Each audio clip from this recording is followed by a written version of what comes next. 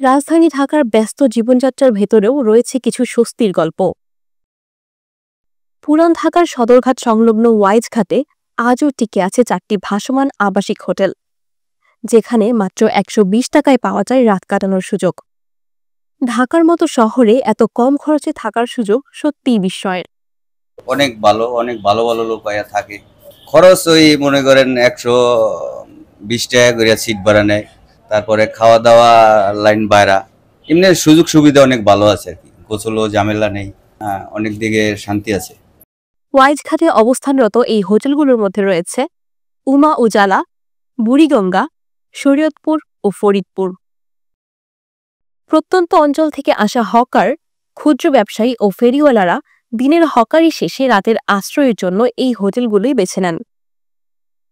এসব হোটেলের প্রতিটি কক্ষে রয়েছে খাট, বালিশ, কাঁথা ও একটি ফ্যান। সিঙ্গেল কেবিন ভাড়া 120 টাকা, আর ডাবল কেবিনের জন্য ভাড়া 200 টাকা পর্যন্ত। অন্য জায়গায় দেখা গেছে থাকতে গেলে আপনার পার ডে 500 থেকে 600 টাকা খরচ হয়। সেক্ষেত্রে এখানে হচ্ছে 120 টাকা পার ডে।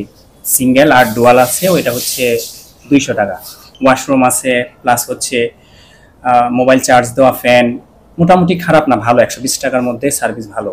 এখানে মহিলা মানুষ এলাও না, জাস্ট শুধু মানে পুরুষ মানুষ থাকতে পারবে। হোটেলগুলোর মধ্যে ফরিদপুর মুসলিম হোটেল অন্যতম। এর ম্যানেজার মোস্তফা আলী জানান, 2 বছর আগেও এখানে 60 টাকায় থাকা যেত। এখন সবকিছুর দাম বাড়ায় আমরাও ভাড়া সামান্য বাড়াতে বাধ্য হয়েছি। কম পয়সার ভিতরে ভালো আর কি সবকিছু। 120 টাকা নিয়ে তো আমরা থাকতে শান্তি পাই আর কি। বছর 10 আগে বন্ধ হয়ে গেছে নাজবা নামের আরেকটি ভাসমান হোটেল। তবে এখনো চালু থাকা 4টি হোটেলই চালু রয়েছে পুরো দমে।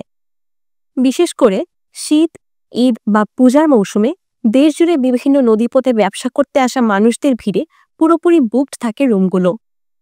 ভাসমান এই হোটেলগুলোর ইতিহাসও বেশ পুরনো। 70-এর দশকে মূলত হিন্দু ব্যবসায়ীরা মুসলিম হোটেল পরিহার করে নিজেদের উদ্যোগে কাঠের নৌকা দিয়ে এসব ভাসমান হোটেল চালু করেন। স্বাধীনতার পর মালিকানা পরিবর্তন হয়ে আসে মুসলিম ব্যবসায়ীদের হাতে। আজকের দিনে এসে এই হোটেলগুলো নিম্ন আয়ের মানুষের জন্য এক নির্ভরতার জায়গা। দিন শেষে নিজের মালামাল রেখে নিরাপদে ঘুমানোর জন্য এখনও ওয়াইজ ঘাটের ভাসমান হোটেলগুলোই তাদের প্রথম পছন্দ। গ্রামের বাসা থেকে আসে, এখানে আসলে তো রুম ভাড়া দ্বিগুণ। এখানে তা না, এখানে আসলে পারে মাত্র 120 টাকা লাগে।